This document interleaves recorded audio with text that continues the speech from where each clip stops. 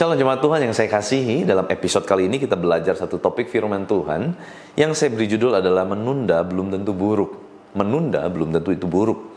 Kisah Para Rasul pasal 24 ayat 22. Tetapi Felix yang tahu benar-benar akan jalan Tuhan menangguhkan perkara mereka, katanya, setibanya kepala pasukan Lisias di sini, aku akan mengambil keputusan dalam perkaramu. Muncul di sana kata menangguhkan perkara.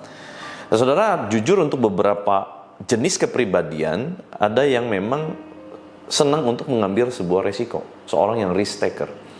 Nah, orang yang risk taker, yang senang untuk mengambil sebuah resiko, itu biasanya dia adalah pribadi yang pengen cepat selesai. Mengambil keputusan cepat, segala sesuatu cepat. Saya adalah tipe yang seperti itu. Saya adalah tipe yang pengen cepat ambil keputusan supaya cepat selesai. Nah, ternyata dalam perjalanan kehidupan saya, tidak selalu kecepatan dalam pengambilan keputusan itu adalah sesuatu yang baik.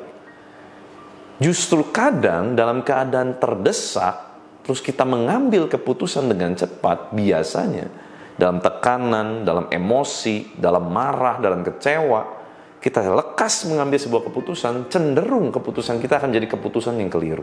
Keputusan yang akhirnya malah membahayakan. Keputusan yang pada akhirnya merugikan. Nah, maka dari itu, kali ini kita belajar, firman Tuhan mengajarkan justru di sana karena menangguhkan perkara mereka, perkara Rasul Paulus. Justru kita tahu kisahnya, di momen itu, di masa tunda itu, sampai akhirnya kita tahu ya kisah ini di mana Rasul Paulus akhirnya naik banding kepada Kaisar, kepada Caesar, kepada Kaisar orang Roma pada saat itu gitu ya. Dalam masa tunda itu justru ada pembesar-pembesar yang datang untuk pengen mendengar apa sih masalahnya. Bahkan ada seorang raja namanya Agripa, waktu dia mendengar apa yang dikatakan oleh Rasul Paulus, karena gara-gara ditunda ini, saudara, justru Agripa bisa punya kesempatan ketemu sama Rasul Paulus, dan Agripa sampai bilang begini, Rasul Paulus, kamu itu gila. Hampir saja kamu membuat saya menjadi pengikut Kristus.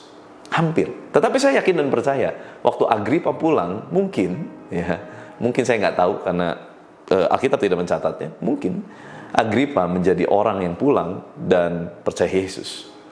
Karena ditunda, mungkin kalau memang penundaan itu adalah untuk sebuah keputusan yang lebih baik, yang lebih bijak, maka dari itu penundaan itu akan membuahkan hasil yang lebih baik. Maka dari itu, saudara, jangan terlalu cepat ambil dalam keputusan, kesimpulan, apalagi mendengar berita yang belum tentu benar, akhirnya malah bukan kita menyampaikan berita yang benar, malah berita hoax kita sampaikan. Kenapa? Karena terlalu cepat, tidak ada penyaringan.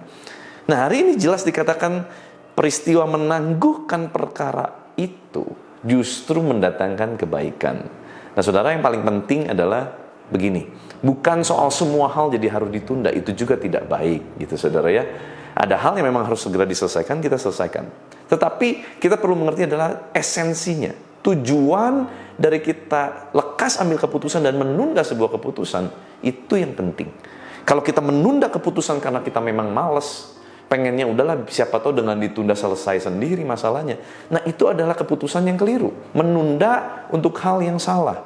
Tetapi menunda yang benar adalah karena kita tahu kita perlu tunda supaya kita punya cukup waktu untuk menimbang kembali hal tersebut.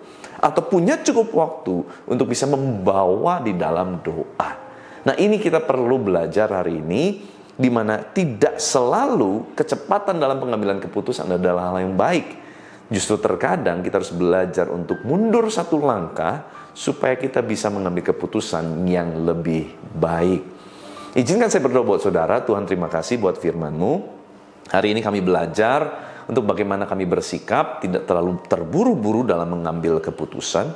Dan kami percaya Tuhan, saat kami belajar untuk menunda sedikit waktu supaya kami punya kesempatan berdoa, mempersiapkan diri, dan untuk tujuan lebih bijaksana dalam mengambil keputusan, biarlah itu boleh kami ambil sebagai keputusan yang benar. Tuhan, Kau berkati setiap umat-Mu, setiap anak-anak-Mu, dan apapun Tuhan yang mereka kerjakan sepanjang hari ini, kiranya Engkau yang menjadikan mereka berhasil.